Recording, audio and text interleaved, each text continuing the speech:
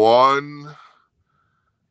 Good evening. Welcome to Hall Hoops and Happenings. This is Bobby Blackjack coming to you from my little basement studio here in Elmwood Park, New Jersey. We have our panel today back. I think it's our first time since the season ended, right?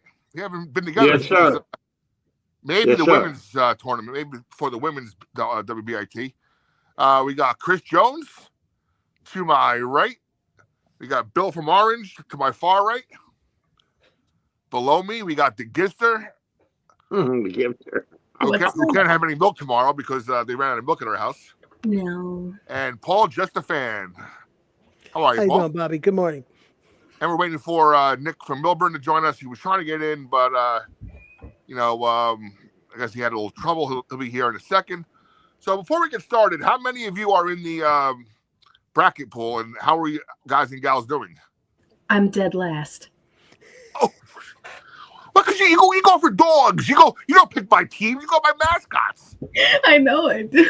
Come on. Duke's my only hope at this point.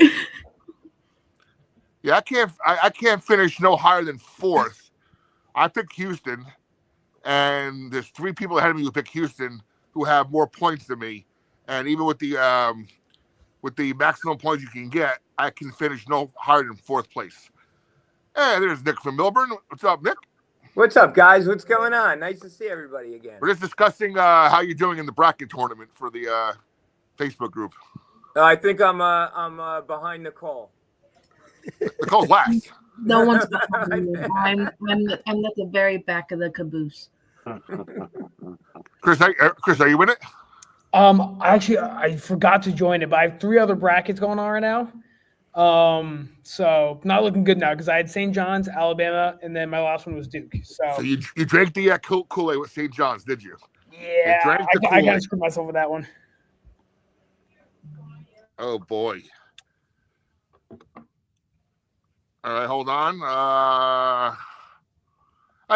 Nick, take over for a second. Let me do my producing thing. Sure. What are our topics today and whatnot? There you go. All yours, Nick. Hey guys, what's going on? Welcome to another edition of Hall Hoops and Happenings. I'm Nick from Milburn. I'm joined by the great Chris Jones, my longtime buddy William from Orange. William, PG-13, no cursing tonight. Nicole Chizzy, and Paul Superfan, who knows just as much about college basketball and the teams that we play in Seton Hall basketball than anyone out there in the media. I will put him against Carino. I will put him against anybody. Paul, what's up? Good to see you. 13 more days till tax season's over, Nick. There we go. Counting down. I'm going to do a return right after this tonight. Thank you. Chris, your dad is doing really well in this pool. He just popped in. Yeah, Mr. Jones, you're doing awesome. Yeah, blew me out of the water. I drank the St. John's Kool-Aid for a little while, and that was kind of disturbing. By the way, I real quick, I've met Chris's parents, and I met Duncan Nick Morgan's parents at this past couple of weeks as well. Great people, great fans. Just say hello. How are you? I met Chris's father. Nicole's mother got mad at me because I pronounced her name Guzzy instead of Gizzy on Hall Line. But yeah, so it's all good. So what do you guys want to talk about tonight? What's the first topic? Anybody want to run something? How about let's start off positive. Let's start off with our new signing. Well, what we know about our guy today. Adam Bud Clark. Yep. Merrimack Warriors, 19.8 points a game. More importantly, 6 assists a game. Finishing his sophomore year. 4.5 rebounds a game. Only turnover to assist ratio better than 2-1. Only concern I have is he's not a great 3-point shooter. I haven't seen him play, and I haven't seen any. I went on YouTube. It's hard to find Merrimack on YouTube, but certainly looks like he could distribute the ball. He might be the point guard that we've been missing all this season. And anybody who's scoring 20 points a game will not shoot from three. Certainly has to be a tremendous driver, and certainly has to be a guy who can play the intermediate game. I hear he plays with a chip on his shoulder, that he wasn't heavily recruited out of high school, and he's making up for that. that the kid's a winner wherever he goes. His teams win. He does have, like you said, a very good mid-level game. He distributes the ball well. He's 5'10", but for his size, he actually gets a decent number of rebounds. Yeah, he might be the spark that we need to. I mean, I am very, very encouraged by this signing and the news of other potential recruits or quote unquote free agents that I've heard about. Yeah, so with the words out there from all different people, and I've heard this from a couple sources, that we have approximately, and I'm going to say this, about $5 million to spend.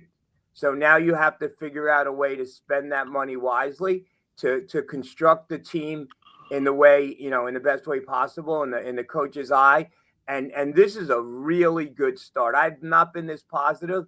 Someone I was talking on the board about it, and he's not Quincy McKnight as far as stature. Quincy was 6'5", but the thing is, Quincy came from Sacred Heart, which I believe is in the same league as Merrimack.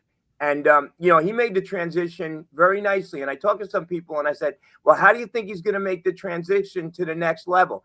And they said they didn't think he'd have a problem. The kid works hard. He's a competitor, and he wants to get better every day. And, I like it. I totally like it. What do you guys think? Cool. Well, I think anything for improvement. Again, the only concern I would have is the same one that you did, which is he's coming out of the MAC, the Metro Atlantic Conference, and that is a pretty big jump to go from there to a conference like the Big East. Right. So that'll be an adjustment. I don't think it'll be a problem, but we might be the middle of December before we start to see him really play. The other thing that I liked about the signing is that it seems like Coach Holloway has a plan. Last year, it seemed like he just grabbed the 5 guys that he could afford out of the portal and hope for the best. This looks like he started out with a point guard, started out with a ball handler, and started out with a guy who's averaging 6-point assists per game. So it looks like he's going into the portal with, as you mentioned, Nick, an eye toward the talent he wants and, how much money he's going to have to spend to get it. $5 million will put us, in the middle of the pack in the Big East? It all depends. With revenue sharing, I mean, that's a way bigger number than we had last year. I mean, supposedly Rapoli gave Patino $3 million last year. I don't know if that's going to happen again, but I'm sure it will actually. Yeah, and getting a point guard was Shaw's top priority.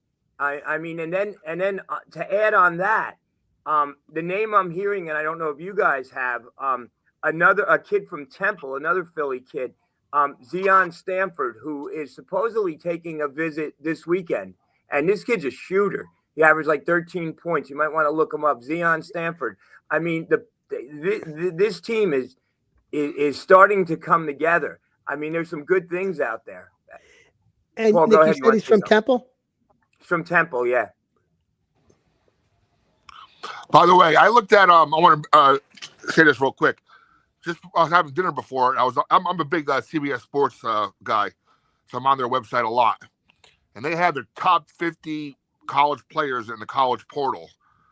Isaiah Coleman was not among the top 50 in their list. Shockingly, the rumor I heard today about him was, and who knows, this is all speculation, but and Tom's saying the Stanford kid that we just talked about actually visited today, so I don't know how it went, but. Chris, if Chris Jones, have you heard anything about that on campus about his visit? I know players are coming every day. Yeah, I actually did not hear about Stanford coming by. Obviously, I knew about the whole Adam Clark thing, but with Stanford, I have not heard much about that going on around here, especially if it was today. There hasn't been much word on that. So I don't know what the deal is with that or where that's going. But, again, he does seem like a good player. The thing I would give to him is that going against what we were saying with Adam Clark, the struggle with Adam Clark was his 3-point shooting. Stanford he's a little bit better in that field. This past season, he shot almost 35% from behind the arc. So that's still a solid ability from behind the arc. So again, he looks like a good guy, or he looks like a good player. Will he transition into Seton Hall if he ends up here? Will he transition into the Big East? Who knows? but he does look like a solid guy. I'm happy with the Adam Clark one, so we'll see what happens with Stanford. And Here's Temple, the thing that the skipper Tom Eccles is saying that they're high school buddies. So hopefully now Clark can recruit Stanford. I mean, I'm encouraged. This is like the best news on the recruiting front that we have had in a very, very long time. And Temple's a good program to come out of. I mean, that's that's what the A10. That's a little bit better brand of basketball. It's a shorter transition. Plus, he's a 6'5" guard, and I like big guards. And then finally, both of them are coming off of their sophomore seasons. So hopefully we'll be looking at them for 2 years. And that would be a nice thing for continuity, to have a backcourt that's coming in, 2 juniors coming in from Philadelphia who can play for 2 years. Oh, that would be amazing. And then and your point is, and this is something Nicole talks about, local kids, Philly kids.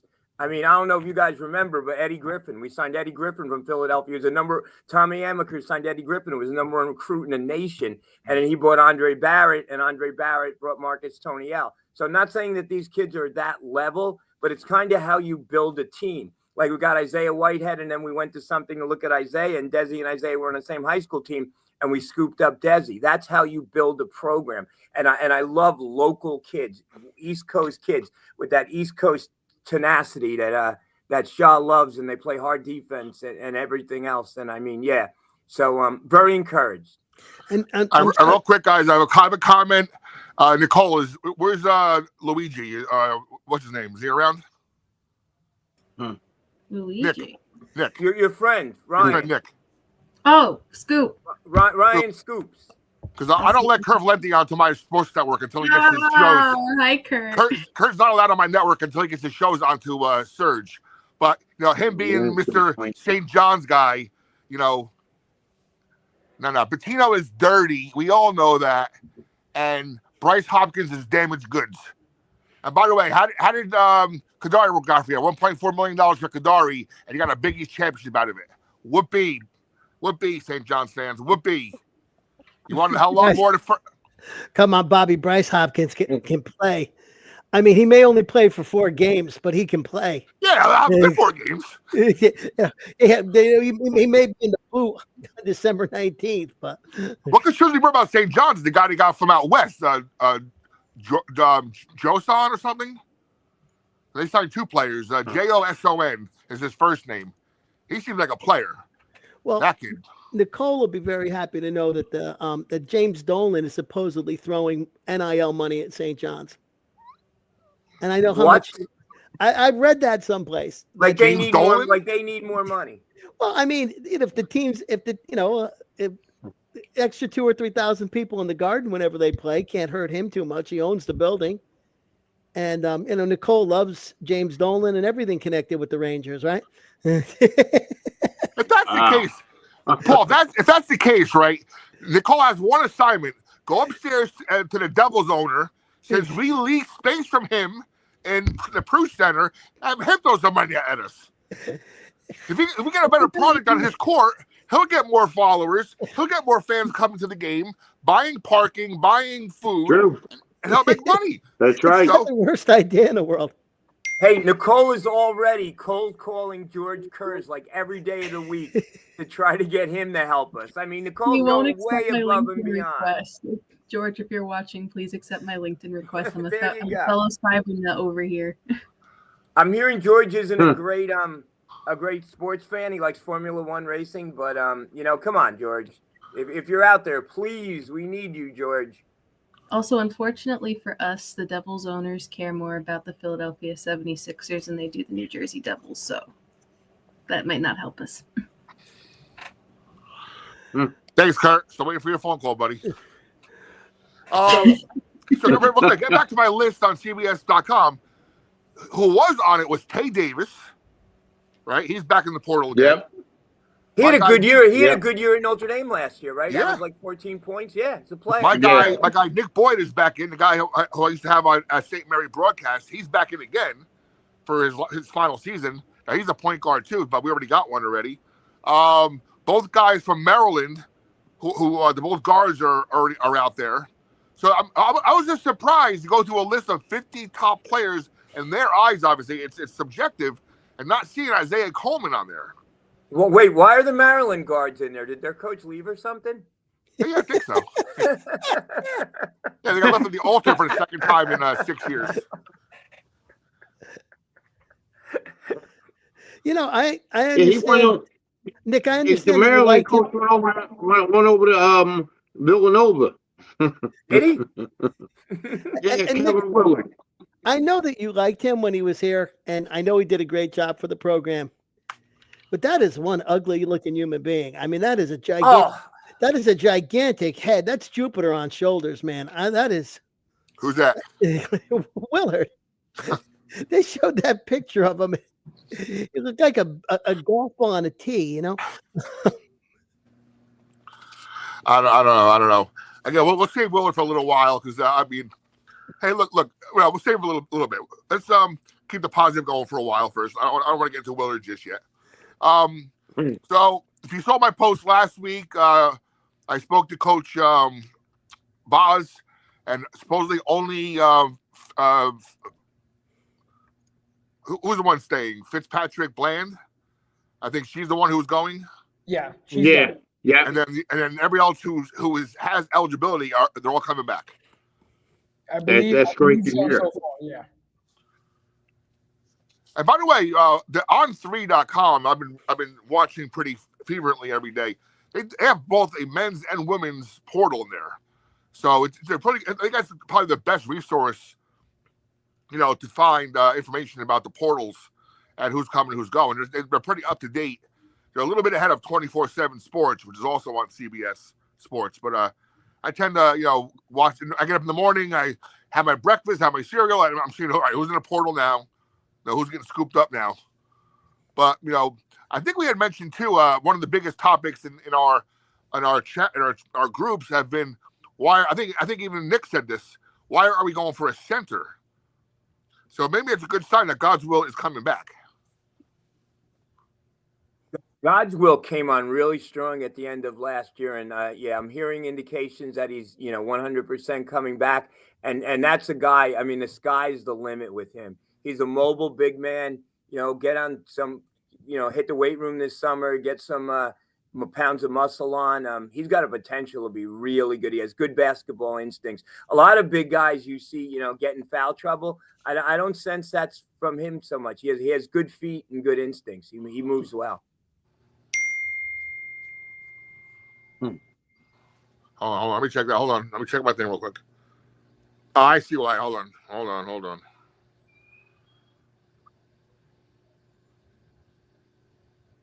Right, keep going. There's a problem with the link, someone said, but we're still getting some decent amount of viewers here. I mean, Paul had said something about, will we compete? Supposedly the budget between Big East schools is $4 to $8 million. I mean, so yeah, maybe we'll be right in the mix with that. I hope. Well, again, we want to be competitive, right? I mean, we want to have enough money for 21 wins. And then once that happens and you're in the tournament, anything can happen. So it sounds like, the talent is picked up significantly. I do hope that, they have a program for God's will to get bigger physically. He's got to get bigger and stronger and, become a little bit of more of a dominant presence inside, because he certainly looks like he could become a great shot blocker. I kind of remember Rowe being super thin when he came here, and then they got him in the weight room. They do, and they have the same personnel doing that now, Romero Gill. So hopefully, yeah, they can get some muscle on him. That's what I'm saying, Nick. Romero Gill was raw as can be. How much rawer is this other kid sitting there? Asane, right? What's his name? Ndai, the 7'4" kid that he's been in a few pictures lately on in our group. I mean, he's there. He's 7'4". You can't teach height. And he didn't play at all, right? He sat on the bench the whole time. He didn't play, so I guess that's a red. Do they still do red shirts? I guess. The last thing I'm seeing is that he's considered he was a non-scholarship player. He's a preferred walk-on, which I understood. Someone was telling me today that at St. John's that meant what's his name was paying for a scholarship. The Rapoli? Rapoli. Yeah. Now, a couple of other things. I thought it was interesting that Thomas Sorber from Georgetown is not going into the portal, but is going to declare for the draft and see how he comes out. And he could always go back to Georgetown. But it didn't sound like he was shopping himself in college. It sounded like it was the pros or back to Georgetown. I don't know if anybody heard anything about him. I think he's a real good player. And what I learned, and I went through this with the whole Miles Powell thing, the NBA and actually Isaiah a little bit, the NBA scouts, they will not mislead you. They will tell you right up front if you're a first round pick, second round pick, where in the second round, if you need work on this, work on that. So it's worth a lot of these kids to declare, have them take a look at them, and then they come back. So yeah, I think it was a smart move by Sorber. But interesting enough, like you said, he did not opt for the portal. So it's either, the pros, the D League or whatever, or back to Georgetown. And it's interesting because I think somebody said that Eric Dixon at Villanova got $1.5 million or something like that. Now, yeah. Now, I think he could be a good NBA player, but he's small for the position he's got to play. And what I'm wondering is, certainly he's not going to make $1.7 million playing in the G League or signing what do they call it, a two-way contract? No, not at all. So I'm sure there's a lot of guys, borderline NBA players, who would have gone pro in the olden days, who are now going to stick around because they might make more as a senior or in their fifth year in college. Paul, I got another player who visited, who I forgot to mention. Syracuse transfer Chris Bell. Want to look him up real quick? Yeah, let me give a quick look. Nicole heard about Chris Bell. Anybody have any info on Mr. Bell? I think Nick Morgan saw him walking around campus with Shot today. Really? Nick Morgan with the scoops all the time. Chris Bell. Who is Nick Morgan walking around campus with? Unfortunately, he's on a duty call right now, so he's not watching. Well, we can't call him around Scoop, campus, by the way. who was he around campus with? Nick Morgan. By the way, another name out there, I kind of there's the big from Creighton is out there too. Are we in on him? Who didn't play that much? He got hurt early in the season, but he's in the portal as well. No. You have a name? Well, and the other kid that's name's being mentioned prominently is from Alabama, the kid from West Orange, Nas Cunningham. We've been in on that kid since day one. That if anything, he'd be a bounce back because he went to Alabama. I think he redshirted. He didn't play at all this year. So I don't know, but he was a top 50 player. No, I could give you Chris Bell, 9 points a game, 2 rebounds a game. Shoots 35% for three, 75% from the floor, average 21 minutes a game. And he's a junior forward, so he would be a senior. How tall is he, Paul? Let me see. He is a 6'7", 192-pound junior forward from Concord, California. Okay. And let me look up the other kid you said from Bama. From West Orange, from Alabama. He didn't play this year though, but Nas Cunningham. But I believe he was a top 50 recruit out of high school, and that Shaw was in on him at one point. Now, surprisingly, he was in the locker room Saturday night for Alabama. Who? Nas Cunningham was there in the locker room. I thought his name sounded familiar. I could have put two and two together that quickly, but he was dressed and everything, which is kind of weird for somebody who was redshirting. Well, you could redshirt and sit on the bench in case Yeah, but guys in uniform usually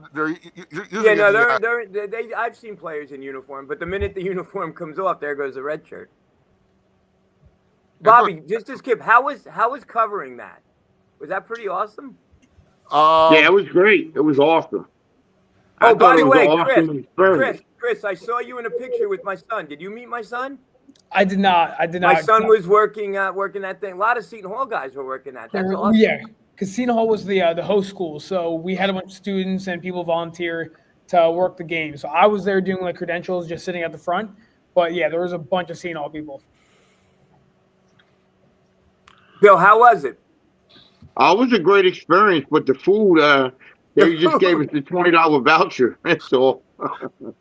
And Nick, you missed this. I guess Nick, you missed I this guess part before. Hold on, Bill, go on. Yeah, I thought I thought the experience was great. Hospitality.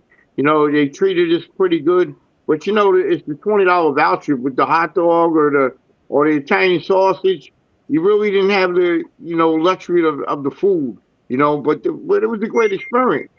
I experienced it back in when they actually started the first one. I think 2011, when Kentucky was there. But that was a great experience. Everybody did a great job. Seton Hall personnel did it. Security was on point. But other than that, it was a great experience. Yeah, Nick, you missed that point. His son chiming in. So I was pretty excited because, again, we're not there for the food, obviously. But sometimes, you're there for, especially Thursday, you're there for 2 games. You're there for 6 hours, between the games and the in between and the press conferences and whatnot. So, I don't know. I was very disappointed. And thinking of all the money the NCAA has at their disposal, they could have had a better spread. And me and Bill just had to laugh the whole time because we were like, this is it? Are you kidding me? This isn't that, I've seen better spreads than at our own school, for God's sakes. And Nicole, cool shirt. Cool. Yeah, I was surprised. I was surprised also there wasn't the merch wasn't that specific to Newark. There was maybe one shirt and a hoodie, and that was it. Yeah, my dad was sad that there wasn't quarters. Hey, Nick, I had to pay $11 just to get a Pepsi, but it was a Coke. It wasn't a Coke. It was the actual cup. So But let me ask you this: and my son's saying the games could have been better. Yeah, the games were good. Yes, they could have been. And then they're saying, my son's saying there was a Powerade thing. Them having exclusivity to drink was very. So that's why you had what you had with Powerade or something. I know when Seton Hall went out to Colorado a few years ago, when my son was actually a manager, they had Gatorade water bottles. But since Powerade was a sponsor, they had to take Powerade over the Gatorade water bottle or whatever. Yeah. Even though they were drinking Gatorade. Prudential Center has a contract with Pepsi, so that's probably why the whole Powerade thing. Yeah, but the best part of the weekend, and Bill attested to this, was, you're allowed to go on there at the end, and everybody's on center court, and everybody's the confetti, the pictures, the net cutting. That was a great experience to see. It was awesome. I didn't get a chance to see it in the Garden because of security reasons. But it was a great experience. I thought it was great. To see that in Essex County, Newark, and hopefully he comes back in a couple of years, and hopefully Seton Hall's in one of them. Wait, were you guys on the court for the cutting, the basket cutting? Yeah, I was there. Yes, we get that opportunity. Yep. Oh, that is so cool. I was actually this close to Cooper Flagg too. I even asked him a question during the presser. Yeah.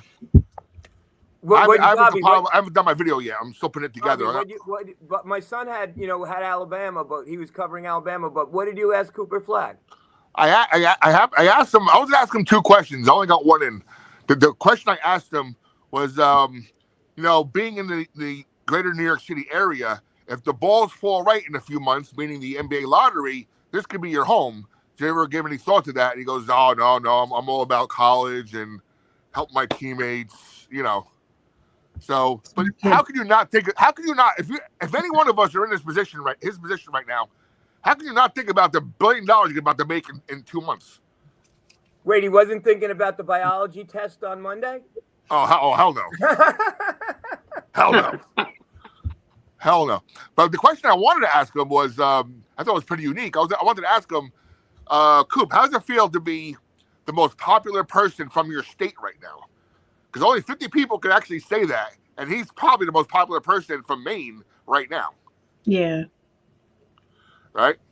But he was accommodating. He asked questions. I thought the coach the first day was pretty cool, Shire. I asked Mark Sears a couple questions. Again, I'll put my compilation video next night or two. I'll get it finished. Back to recruiting. Some more from the captain, Colby Duggan, another one who has visited. Colby Duggan this season, Let me get him up here again. I just Did you, had it. Paul? Did you ever find anything about Nash Cunningham first? Though? No, it just. I mean, it had a whole bunch of things about his high school and that kind of stuff, but there wasn't anything about him being in Alabama. He was. I guess you were right. He was redshirted. He didn't play at all. Speaking, hey, Bobby, if I get a minute. Speaking of the kid from Mountain University, what's his last name? Is Bashir. It's ABDI Bashir from Yeah, Mountain University. He's in the portal too. No, I mentioned that during in our portal group that Cole put together. I'm Yeah. surprised we're not looking at him because didn't he? I know we beat Monmouth, one of our 7 wins this year, but didn't he torch us that game? Yeah, and I think there was a couple lit that us up. said that we should get him. According to what again, this On 3 and 24/7 Sports are saying, we haven't talked to this kid yet. So again, who knows the truthful of this and that, who's talking to who exactly or whatnot. But I'm surprised that kid torched us, and now he's in the portal. And I'm surprised we're not after him. But hey, maybe we are, and no one knows. It's all rumor. It's all speculation, but it's also fun too. So it's good. Yeah. It's our version of the hot stove league now. That's it. And anything on Mr. Duggan, Paul? Yes, 15.7 points a game, 3.5 rebounds a game. Shoots 34% from 3. What school, Paul?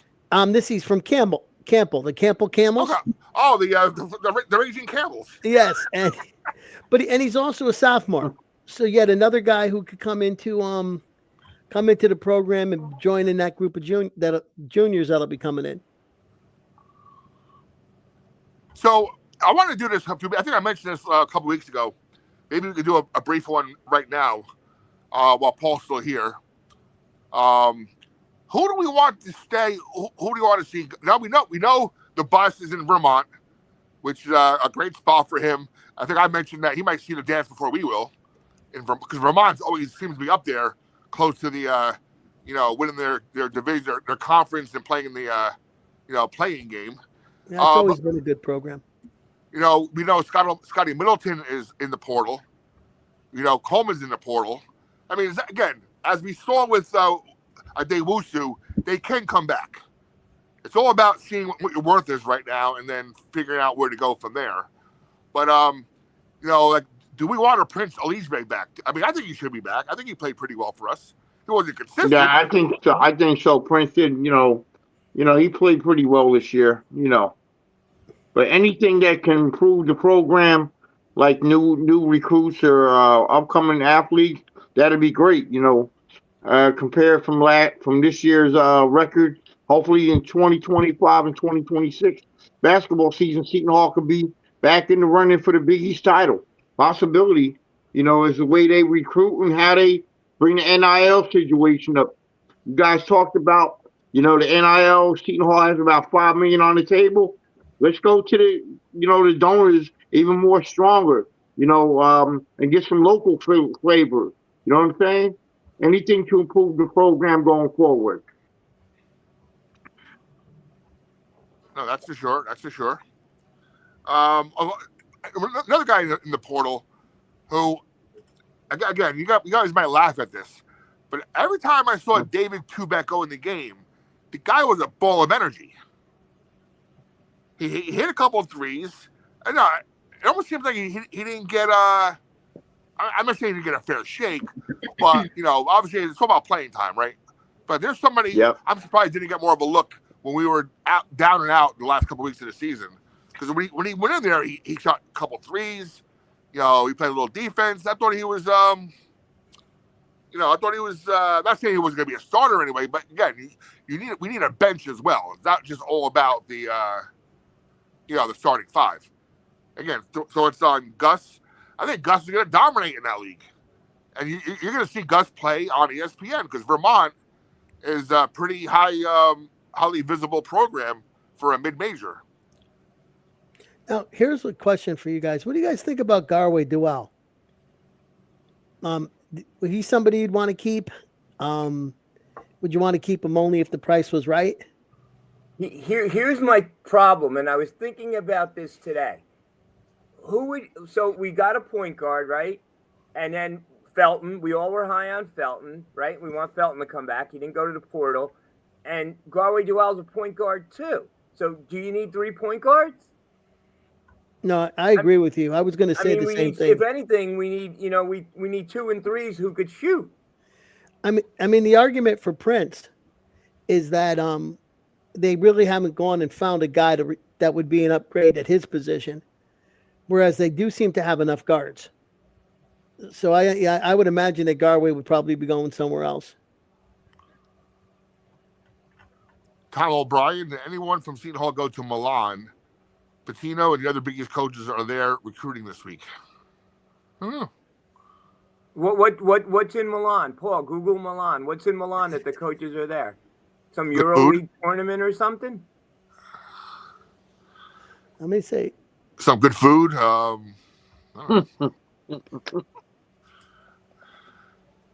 And that's kind of weird because every coach I know of is going to be one place this weekend, right, Bobby? Final Four. That's like their socially network time. That if you're coaching and don't have a job, that's where you go looking for a job. It's like one big coaches convention. And right now, if you want to be in that inner circle of coaches, whatnot, you're probably in Las Vegas too for the Crown. Yep. From there, you go right to San Antonio. Yep. By the way, I was thinking about the mathematics about this Crown tournament. They're giving $500,000 to the winner, right? Wow. And $350 or something for the runner-up. Or thinking about all the money they're making on their TV ads, that seems kind of low. I don't know. I thought that was kind of bizarre. I thought maybe it would be like $1 million prize. Yeah, Tom said they're recruiting international players. But Tom, what's in Milan that everyone's specifically going there? Is there some type of EuroLeague tournament or a combine or something like that? Anybody know? Well, the only thing that I could see is that there's a kid named Akil Lunati, and the team is Olympia Milano. And Adrian Wojnarowski was there last week trying to recruit this kid. So I don't know if they're just going to check it out for one kid or they're, just looking at, all the guys who are over there. Apparently from Tom O'Brien, it's a 2-day event. That it's a combine. Yes. Yeah. Okay. That makes sense. Yeah, and they'll be back in time for the Big East tournament, for the NCAA Final Four. Speaking of Final Four, what are you guys' thoughts about the Final Four so far? I mean, I mean, the tournament's been 100% chalk for those of you that may place a wager or two. But I mean, I kind of like Duke. I'm not my future daughter-in-law is a huge Duke fan, so I'll acquiesce and root for Duke. Go Brielle. But yeah, I think they're the cream of the crop, and they're playing really well, and they're getting it not just from Flag, from other players also. And and I thought they were very impressive in Newark. What do you guys think? Who do you think is going to win? I think Duke's going to win the whole thing now, and that was my prediction early on. Any other thoughts, William? I'll go with Duke. Duke is, Duke actually won the East Regional. They were very, overpowered Alabama in the last game. Alabama. I was very shocked of Alabama's performance against Duke. I thought it was going to be a good, head-on regional. But Duke has, got, key players like Khan and Cooper Flag and, Tyrese. And, I think so. It's a possibility. But, give and take, Nick, Houston's a good team also. That's why these are the best Final Four teams in the country that are vying for a championship. But, I would give it to Duke. I agree with Duke. But I was very surprised of Alabama's performance against Duke. Chris Jones, who do you like? Yeah, so I'm going with Duke only because I think Houston's a good team. I think Houston's a better defensive team than they are an offensive team. Only because when you look at how this bracket has been going, they've gone over 70 points twice out of the 4 games where, again, their last 2 games, they won 69-50 over Tennessee. Then they won 62-60 over Purdue. But then when you look over at Duke, 85 points, 100 points, 89 points, 93 points. I just find it hard to slow down this offense. Again, especially with a Houston team that's so good offensively. Cooper Flagg is undoubtedly the best player in the nation. It's not even close. Like, he sweeps anyone. Like, no one's even close. So I think that team as a whole, offensively, I don't think anyone can slow down that offense. So I see them kind of winning it with ease. If there was somebody to take the mantle of best player in the nation over Cooper Flagg, it would have been Mark Sears, and they shut him down completely Saturday night. Yep, in the second game. Yep. Now, Chris, I'm going to go the other way. Duke is a tremendous team. It wouldn't surprise me if they win it. But when you look at it, they still haven't played the one hard game, the one close game that every team in the tournament has to play. Right. There's always, you look at any tournament run, there's always that 3 or 4 point game that they squeak by. Duke, even in their close win, were up 15 points in the middle of the second half. So it wouldn't surprise me if they found themselves down against Houston. And then it'd be interesting to see how they react, because they haven't been down in the whole tournament, and they haven't been down a lot all year. So, to your point, Houston's got to get into a position where they get a lead first. But I'm going to be very interesting to see how Duke would respond in adversity, either against Houston or against Florida or whoever comes out of the other side of the bracket. I mean, that's a good point. And Bobby, my son just said Volpe hit a 3-run homer. So I guess the torpedo bat is working again, right, or whatever they're saying. Volpe got jammed, and the other day Dave Sims called it. Oh, that looks like a jam shot, and it goes yard. So now everybody hates the bat now, right? Because the Yankees had the torpedo bat, everybody hates it. If the Marlins had it, no one would. Oh, what a great job those guys did! They're underdogs, yay! But because the Yankees and Judge had 4 home runs. And Judge isn't touching the torpedo bat, so a lot of Yankees hater out there. Good, but Paul, you made a great point. And was it Mike Tyson that said everybody has a plan until you get punched in the face? Mm-hmm. So yeah, Florida has faced adversity, right, in this tournament. They almost lost. Duke has not faced adversity. That's an awesome point. You never know, right? You never know when you feel that pressure. So anything, Nicole, who do you like? You do Dookie here or what? I only took Duke because 1, Cooper Flagg, and 2, they share the same colors as us. So it was in my wardrobe and it was easy to wear to credentials. I got to see Duke win twice. Now, for Nicole, who has the cutest mascot in the Final Four? You got a Blue Devil. You got what's Houston? I don't know, what is Houston? Cougar.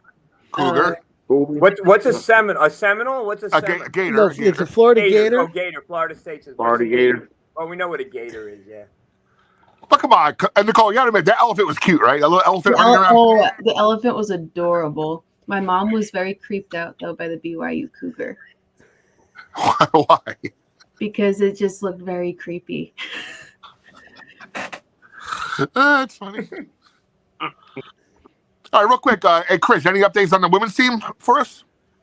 Yeah, so I mean, with players going in and out, obviously the one that I'm confirmed on is Janiyah Bland. She's in the portal. She's trying to go somewhere else.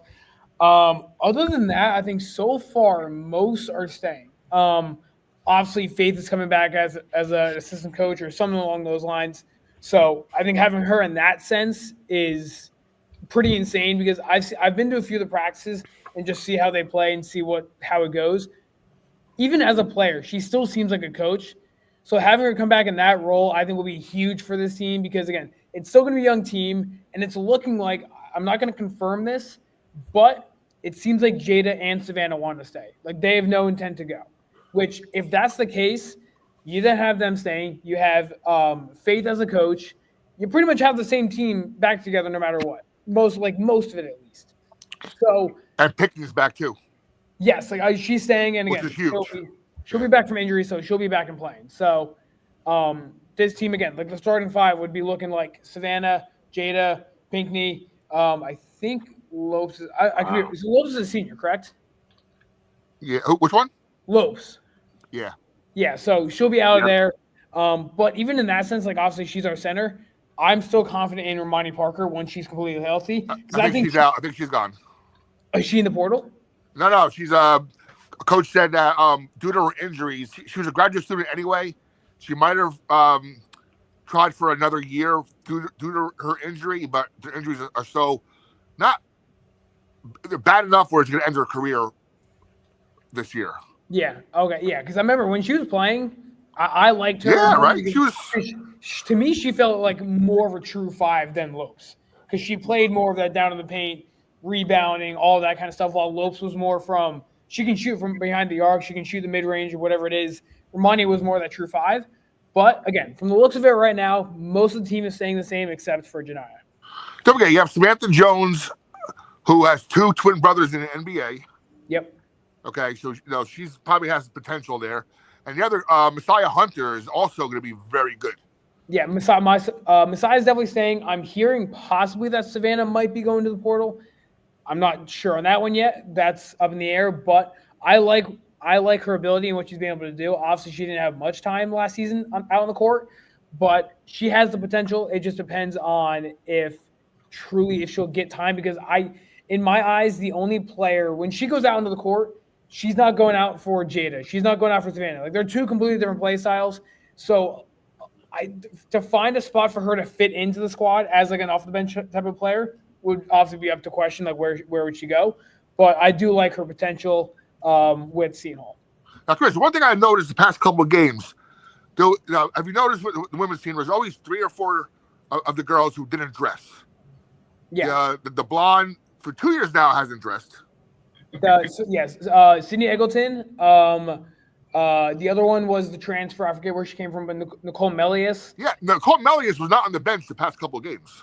Yeah, no, because I remember she played the first few games of the season, maybe like 3 games. Yeah. And then she stopped playing. Like I don't know what the injury was, if she concussion, I don't know what it was, but she just stopped playing and was not there at the end of the season. And then the other one was Baylor Franz. She didn't play, I don't even think a single minute of the game. And I think she's going to the portal too as well. I think Melius, wasn't she like the highest scorer in New York State history or something? Yeah, she had like some like crazy record or something. She was really good, but again, I don't even know what the injury was. She maybe played 3 games and was done the rest of the season.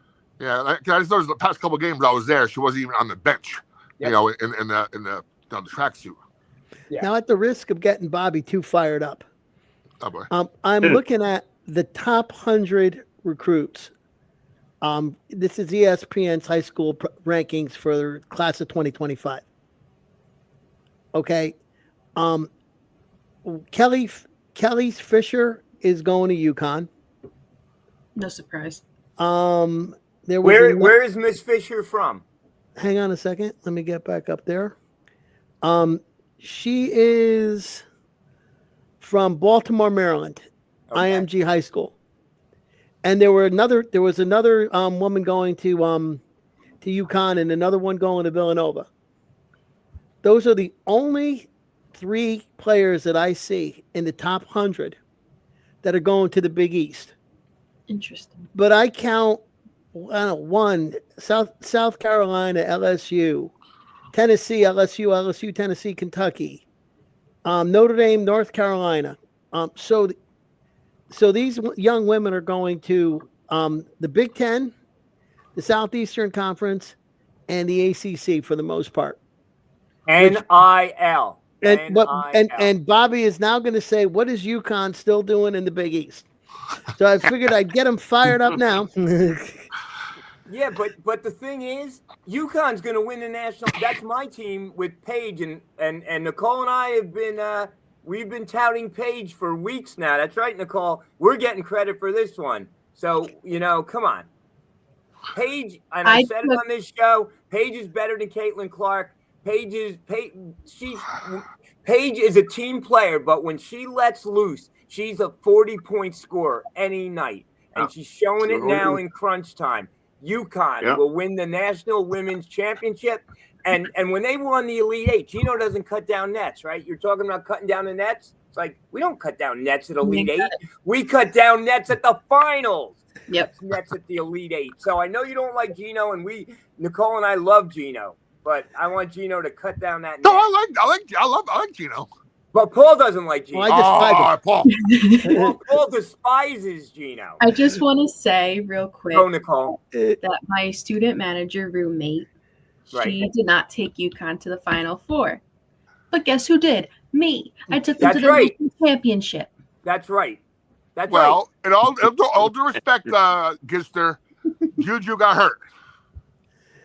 Well, Juju doesn't get hurt, and God knows, that might be a different story over there. Let me But- see. right. And let me throw this. William, Chris Jones, Blackjack, and my son, when it's all said and done, will have covered the men's national championship and the women's national champion. That's it. Duke and UConn. She Yeah. he took USC over. Real quick, I want to comment on Chris's dad's comment here, and you mentioned before about Faith becoming a coach for this team. I don't know if that necessarily happens this year. If it does, great. But here's my thinking. And we all saw this if you went to a women's game this year, there were a ton of young girls being coached by her mom in her mom's program that somehow strategically Faith coming back as a coach for us is going to pay huge dividends, because if they all idle her now, hopefully that creates a stream the next 3, 4, 5, 6, 7 years. So these girls now see Seton Hall as a destination to go to, and not a UConn, because Faith's going to be there with her mom, with kind of like a stream of players going to Seton Hall in a couple of years because of Faith being there, even for 1 year, and doing what she did. Chris's dad's calling it, and I've been saying it all year. If you and Chris said it too. You watch Seton Hall. She's a coach on the court. She knows where every player should be at every given play, and she directs traffic. And I don't know if she's going to start at Seton Hall or go somewhere else and be an assistant, because those assistant coaching jobs are tough to get. Mm-hmm. Maybe she'll be a director of basketball ops or something like that, just to get her foot in the door. But I could definitely see her being a coach someday. I could definitely. There's no doubt in my mind, either here or somewhere else. Well, Coach has 2 former players on his staff now, one of which is the player development that you just mentioned. So I don't know if they would push somebody out for that. But hey, you never know. People move up. People move up in the coaching carousel all the time. I mean, things happen all the time. now I have to comment on Captain Tom's comment. Gino Auriemma is the best coach in college basketball. There we go. Tom, I wouldn't hate him so much if he wasn't so good. If he was going 10 and 20 every year, who would hate him? It wouldn't be worth it. What I do think is interesting, though, is we're constantly be talking about the NIL split, 75, 50, 15, 5, and 5, right? Where 75% is going to the football program. I have a lot of trouble imagining that between Danny Hurley and Gino Auriemma, they're only going to get 20% of the whatever NIL money UConn has. Their football program is a mess. What do you call it? UConn's women draw 12,000 a game at the XL Center, and the men's team is still one of the most successful programs in the country. I want to see who's going to go tell Auriemma and Hurley that they're not getting that the football team's going to get 75% of the money. I'd like to be at that meeting. That's probably the only college football program in the country that they're bowing down to the basketball program. The basketball team subsidizes the football team. Yep. And actually, their team wasn't that bad this year. I think they made a bowl game this year. Yeah, they managed to get to 7 and 5. And Tom Eccles put a period at the end of that statement. Period. He's the best coach in college basketball. He emphasized it with a period. All right, let's get to that one topic we're all waiting to talk about, for the good and for the bad. By the way, somebody wants Point Pleasant Jeff. Is he around? Yeah, Nicole and I are actually working on our friend Jeff from Point Pleasant. And Chris, no knock against you, but you know where I'm going with this. If he comes on our show, he can talk NIL. No one's going to hang up on him. He has free reign, freedom of speech. Not Bobby Blackjack does not censor anybody. Not talking about any other show or where you may, NIL. Nick from Milburn like to talk NIL. Click. Next caller. So, hopefully that won't be that way next year. But on here, everything is free. Free topics. We just don't like when William curses every now and then. But everything else is I'm allowing cursing for Kevin Willard because I may have to flip out of here on one or two. I just want to start off by saying, and I know Nick's a big fan of his, and I respect that. Again, I'm not saying he was bad for our program. Bobby Gonzalez was the worst thing ever. I was once in an elevator with that guy. Fun guy, though, but worse for our program. The one thing I don't like about Kevin Willard, and I'm coming from a different perspective, I'm not sure if Chris was there for Chris. Were you there for Willard at all? I was there for one season. I thought I still think he's a pompous ass. And I say that from being a stuck-up, egotistical. There's only one coach in my life who I thought was more of a pompous ass than Kevin Willard, and that's Greg Schiano with Rutgers, who he thinks who he is. Greg Schiano, for somebody who's done nothing and has won nothing.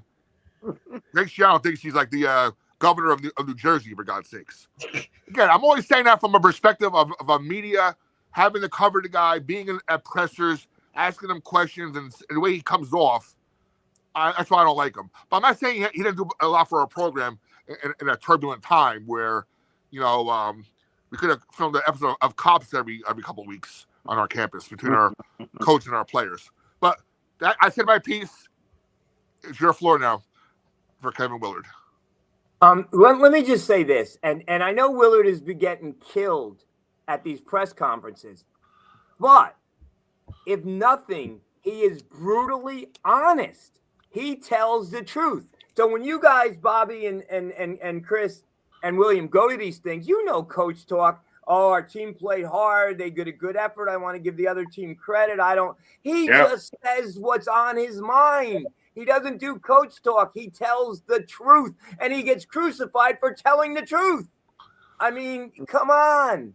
And yes, I don't want to bring up the past, but when he took over this program, no one wanted to come and coach us.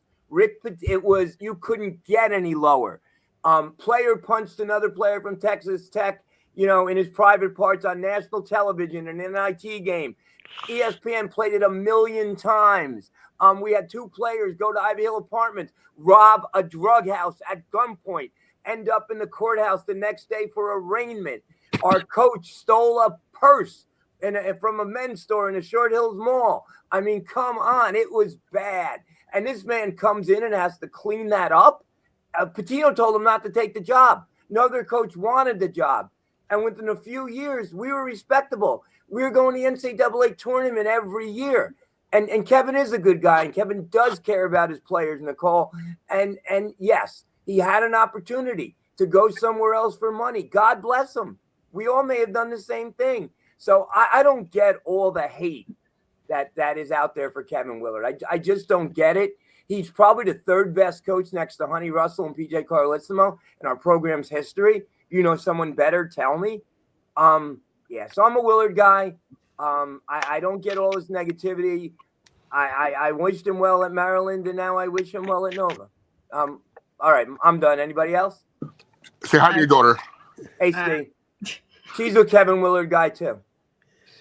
So the only issue that I really have with Willard, obviously, in the world that we live in, you go to the best situation for yourself.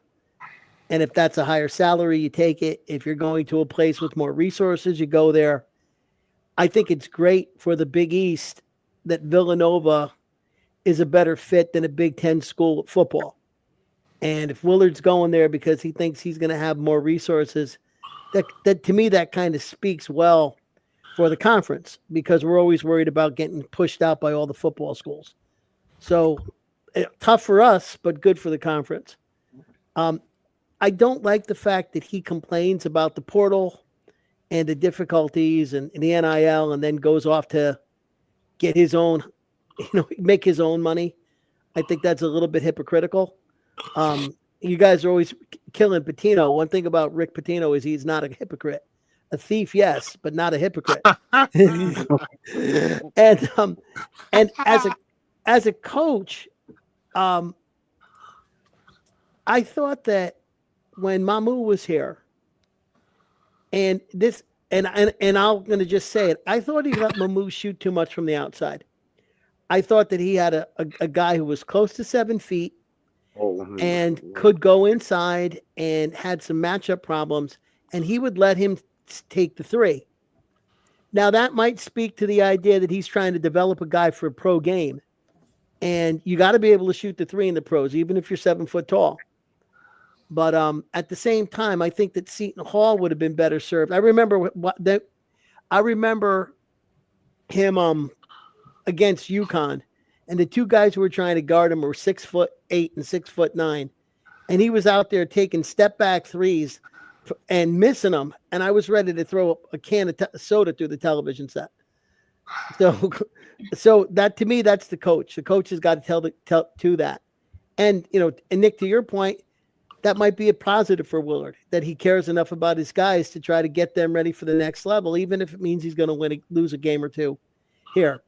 But I did find it frustrating. Anyway, that's my 2 cents. Wait, let me just say this on Willard. He coaches up players like no one I've ever seen. The Mamu you're talking about and the Mamu in the NBA was not that Mamu here his freshman year.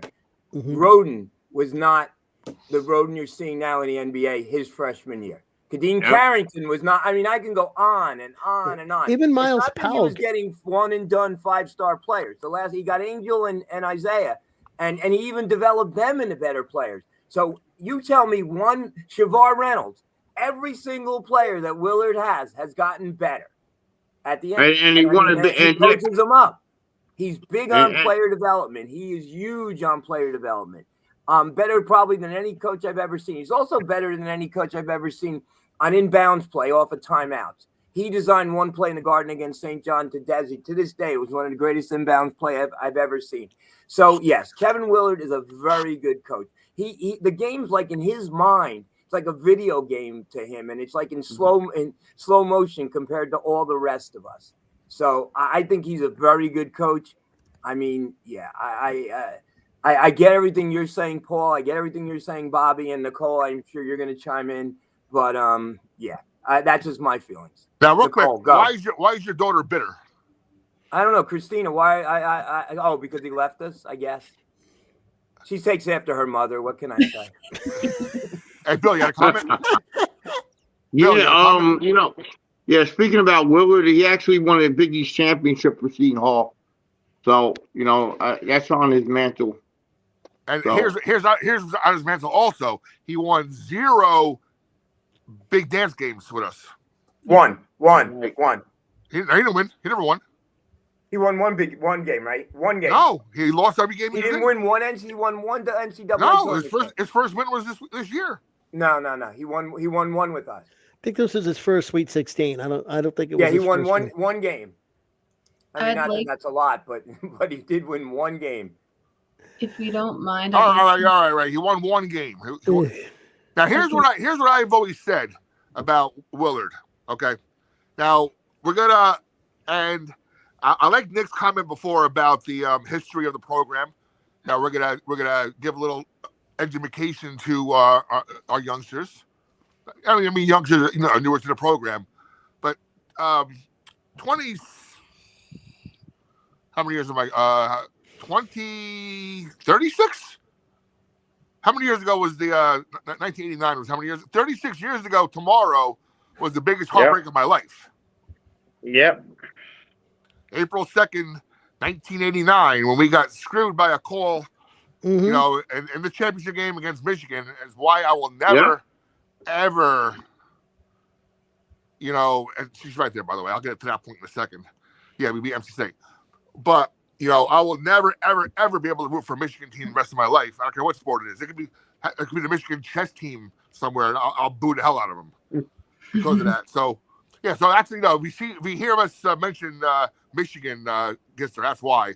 Because we got screwed. I was on campus. I was a freshman, bug-eyed. All my friends are with me who didn't go to college, and we'd had a great time. But, that Michigan game was rough.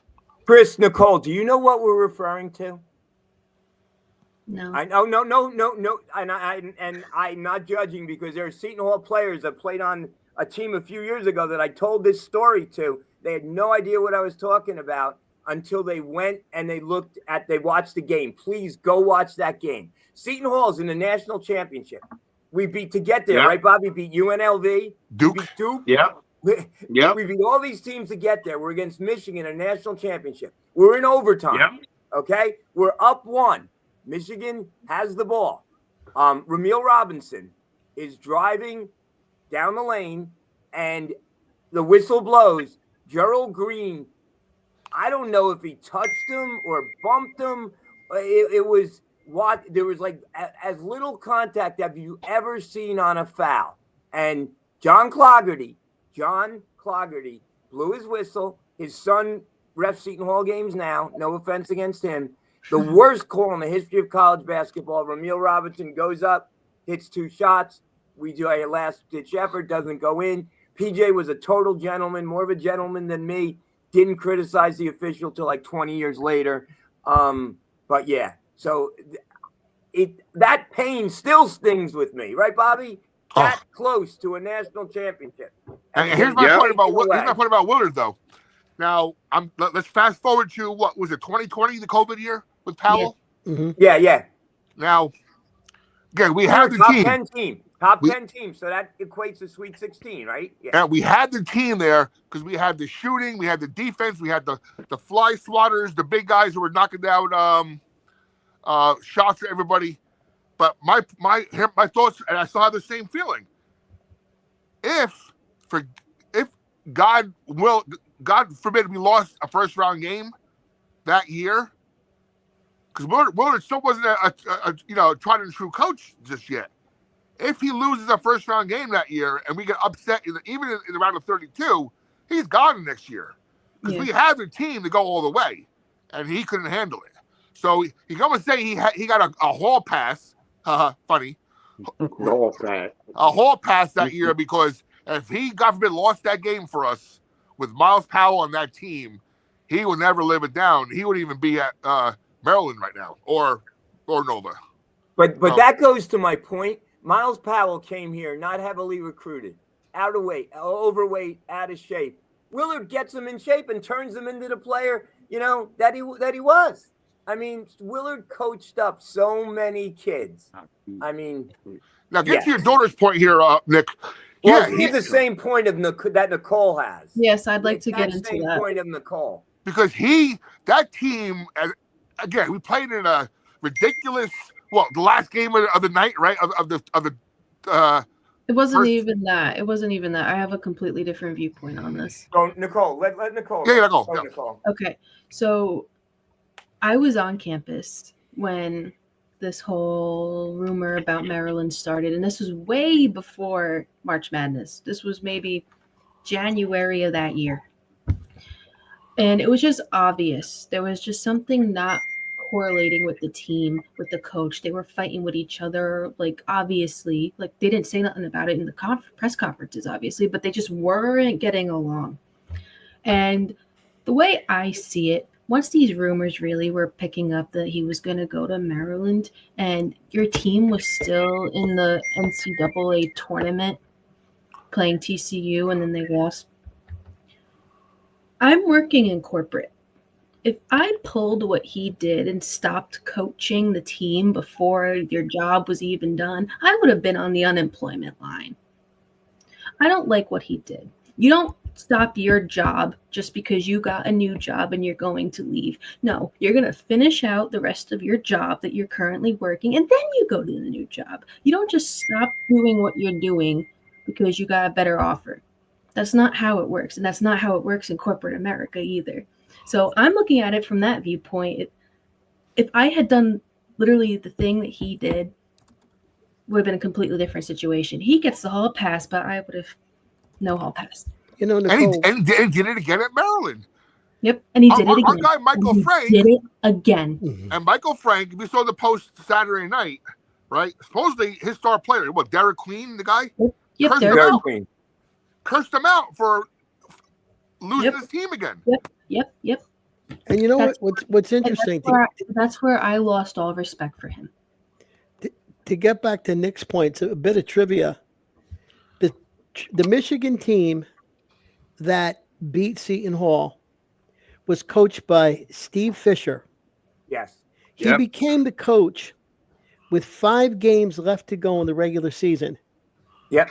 Because their coach, Bill Frieder, had announced that he was going to leave at the end of that season and take the job at New Mexico. That's right. And Bo Schembechler fired him that day. Wow. 5 games. You remember? I want a Michigan man to coach Michigan. I don't want a New Mexico man to coach Michigan.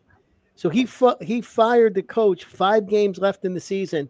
The assistant coach took over and took that team to a national championship.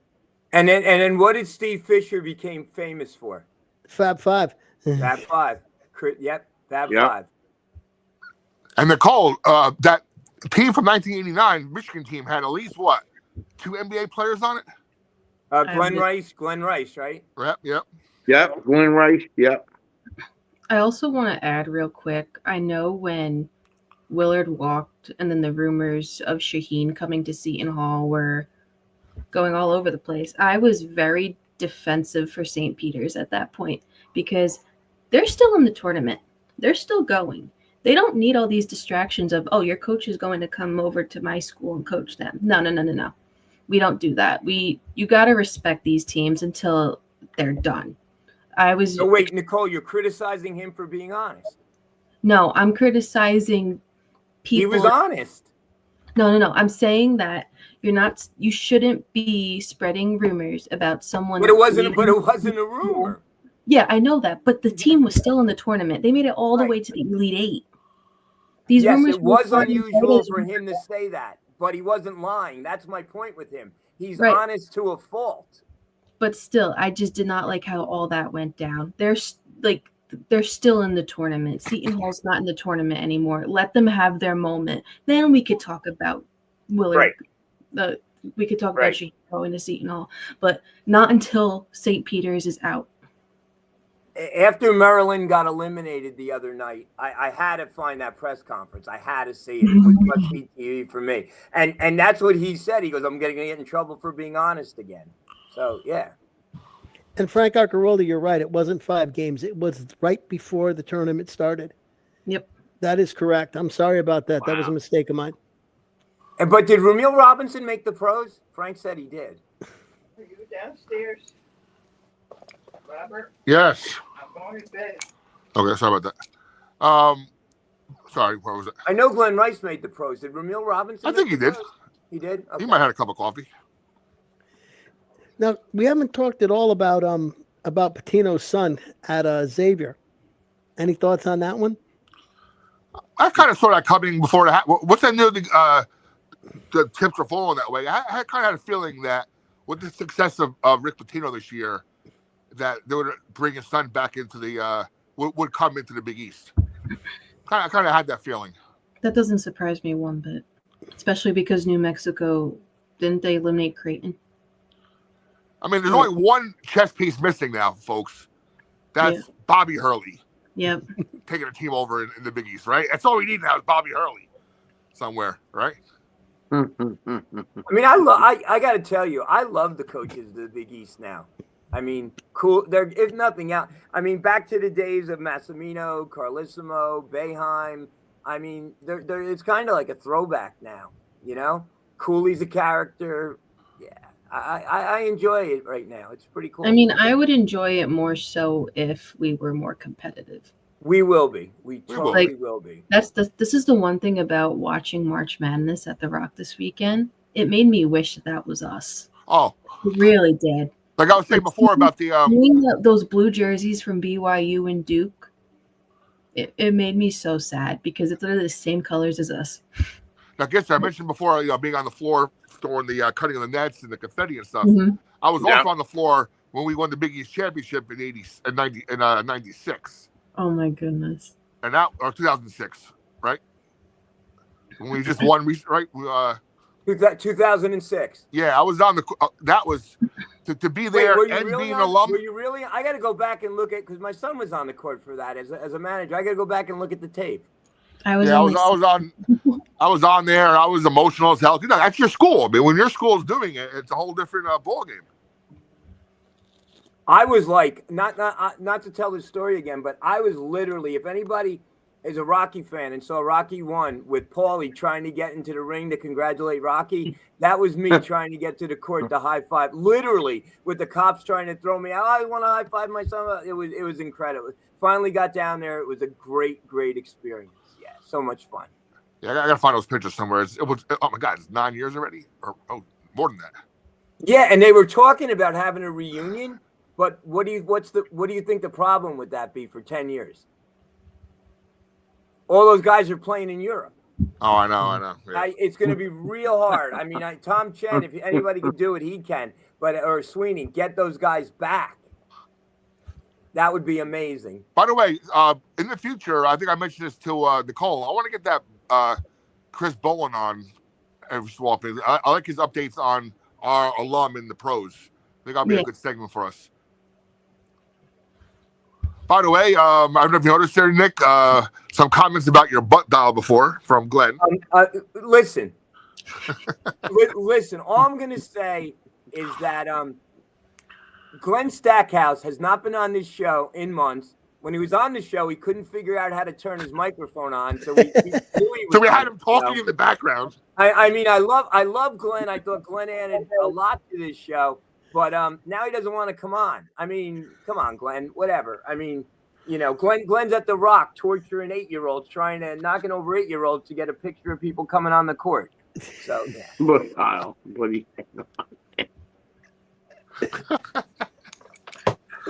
Next year, if I'm in the Proof Center during games, I'm gonna personally mic up Stackhouse myself. Make sure he gets on the air. Shots fired. You go, Christina. Yeah, you guys. Yeah, you guys remind me of each other so much. But Nick, I had the same thoughts when we had that butt dial before. I don't know who initiated it. I'm thinking to myself, wait, Glenn's on. Why is Glenn on this call? He can't even get on the show. He answers that one. He answers a butt dial, but trying to get him on the show live to hear him, he doesn't come on. Yeah, anytime I ask him, outgoing person I know is camera shy for this show. I can't figure it out.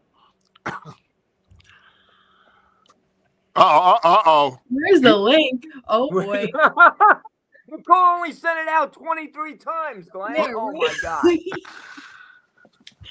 And then I get defensive for Nicole because she's going, inside baseball. We got a show tomorrow night, guys. Who's available? He doesn't answer. The poor girl's sending it out 15 times. I have an Excel spreadsheet for a reason. Glenn, respect Nicole. You might think I'm a clown, but respect Nicole. Thank you, Christina. Now you know how I feel. Yeah, but yet but when I meet somebody, I met someone in the hallway at the Big East Tournament, Christina. You know this. Oh, I love your show. That girl's amazing. I mean, everyone loves Nicole. This show's going to be Nicole and Friends pretty soon.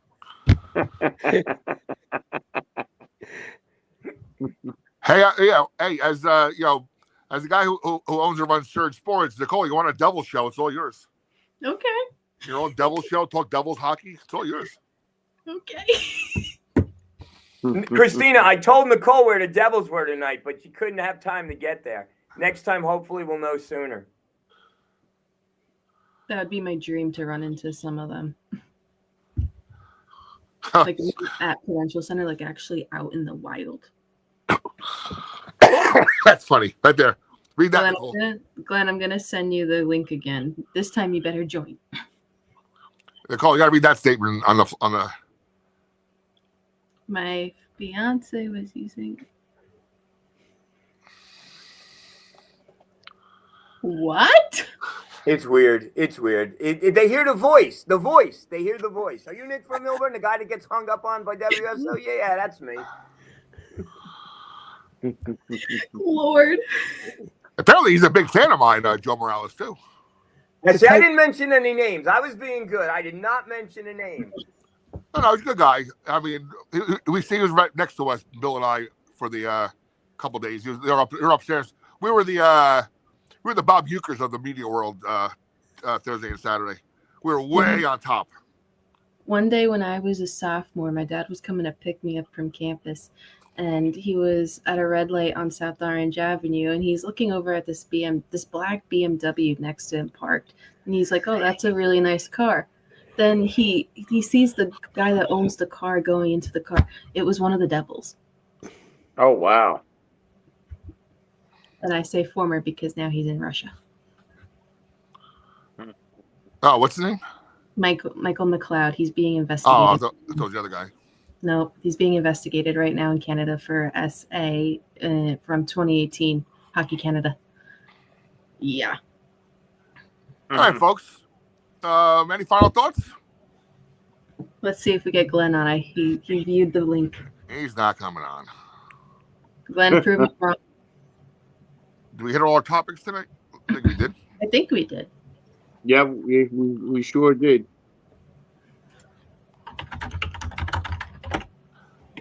Well, real quick, Real quick, Nick, you missed this before, too. Please explain to me, and we're going to get a little off gear here for a second. Explain to me why the Yankees are playing the Diamondbacks in cold, frigid weather when Arizona is in the heat, in the warm desert. I'm sure it has something to do. MLB's got to learn geography and weather. Yes, it has something to do with money. So whatever it is, it's money. Makes no sense whatsoever. It makes no sense why we're going to Detroit next week. It's still winter there until at least May. I don't know. Hey, I'm just happy the Yes Network got your pitchers, right? Like, why risk your pitchers this early in the year when it's so cold? It's insane. Well, I'm just happy the Yes Network got settled. That was I was on the phone with Fios this morning, or yes, a couple of days ago, to find out what I was going to do if the Yes Network got pulled off Xfinity. Oh boy. Oh boy. That's not good. You got to get streaming, Paul. I know. You probably don't even have MSG. Here's the problem with streaming, though. I have streaming myself. I'm a cord cutter. I have all these different apps and whatnot. But how do you stop the score from coming on your phone before you're watching it happen? Oh yeah, that's true. That's true. You are behind. Someone's got to develop something that where you're not that far behind. Exactly. Yeah. There's nothing worse than watching the game and seeing the score pop up and you know what happened before it happened. Actually, hey, Bobby, I got something worse. When is St. Mary's, Bobby? When's St. Mary's at Millburn? They're supposed to play Saturday, which is probably it's going to be supposed to be rainy Saturday, yeah, and cold like today. So I'm kind of happy. But for some reason, this is my 4th, 5th year doing their baseball games that we always play in Millburn. Like you guys haven't come up to us once yet, which I don't mind. I don't mind the drive because then I go over to past couple of years. I go over to Gary V's place over there and get the wine library. Oh no, you got to go to Millburn Deli. Next, you have to go to the Millburn Deli. I'm sure they're going to reschedule that game. It's an important game for us for PowerPoints and for both teams. 100% go to the Millburn Deli. Okay. You will not be disappointed. So, but now I'll leave you with this one. I'll talk to my father. He's a big Yankee fan. He's 86 years old. So he goes back to DiMaggio and those guys. And I'll be watching the game at my girlfriend's house. So I've got to stream it on my laptop. And he's watching it on the regular cable. So he's 10 seconds ahead of me. So he will say, "Oh, there's a base hit." And then 10 seconds later, there's a base hit on my screen. And then I'll say, "Oh, no, wait, no, we caught it." And then 10 seconds later, there'll be a long fly ball. And I'll say, "Dad, you're ruining the game for me, one play at a time." Yeah, someone's got to develop that where you just stop it. Just pause it for something. Or opt out of the alerts. Then when you want to have an alert, you're not going to get it. So you're screwed. Bill, any final thoughts? Yeah. So I'm going to wrap it up. And for the women's team, it was a great season. Hopefully next year the men's do well and go to the NCAA and also the women. I'll do my final thought before Nick and Nicole. Yeah, I think maybe we should try to keep this on a Wednesday night. It seems to be a nice neutral night. At least for or we can go every 2 weeks. We're going to start to get less and less information. And of course, like I said before, if there's any breaking news of something big should happen, we can always reconvene even for 10 minutes to do a quick recap of the news or whatnot too as well. Because we're already getting to that point now where, after next week, college basketball kind of falls by the wayside. And it's all news and speculation at that point. Yep. By the way, did anybody go to the opening last week of the new facility? No. Nick, did you go to that? No, I did not. I was working. Yeah, who got invited to that, by the way? I didn't see any invites for that myself. Yeah, I think I got an invite, but the thing is, they have not put up the brick wall yet. No. That's another thing you can't say. Right, you can't talk about bricks on WSOU also. But they haven't. You know why they haven't put it up? Because they're still selling bricks. So Nicole, 60 bricks left. That's it. 60 bricks left. Yes, that's pretty amazing. I know Nicole's family has 4. I have 2. So yeah. I contributed to 3. Right, this one. Right, the from Facebook our group, too. Young Alumni Council, and then our family brick. Who did Tom end up with our brick? He's gonna get it. Good, yeah. Tom deserves the brick. He's gonna get it. That's awesome. Thank you. Glenn's having trouble getting in. Glenn, don't worry about it. We're signing off now, but you're mandatory to be on the next show. By the way. Yeah, you better be on the next show. Nick, any final words? No, just this was a lot of fun. I think if we could set a firm date, that would make everyone's life easier, and I think the audience would love it. We had a lot of good comments tonight. Behind the scenes, just thank Nicole for everything that she does for putting up with everybody, and you too, Bobby. This is so much fun. I enjoy doing it, and Bill and Paul, thank you guys. I guess my final thought would be long live the torpedo bat. Yes. Gister, take it away. Before I get into my spiel that I give every end of show, I do want to encourage that we will welcome guests in this off season. If you want to come on the show and talk about whatever's going on with basketball or the school or anything going on in NCAA, or even any other sports, because it's going to be a little bit of a slow off season. Definitely reach out to me or any one of the other panelists and we can work that out. But other than that, invite your Pirates friends, alumni, and fans to join the largest and best shoe Pirates group on Facebook, featuring past player profiles from student Zay Williams, direct posts from media members such as Jerry Carino from Asbury Park Press, Jaden Daly in the Daily Dose of Hoops, our very own Bobby Blackjack Garente with Surge Sports, which is on Roku and Amazon Fire TV. And on YouTube.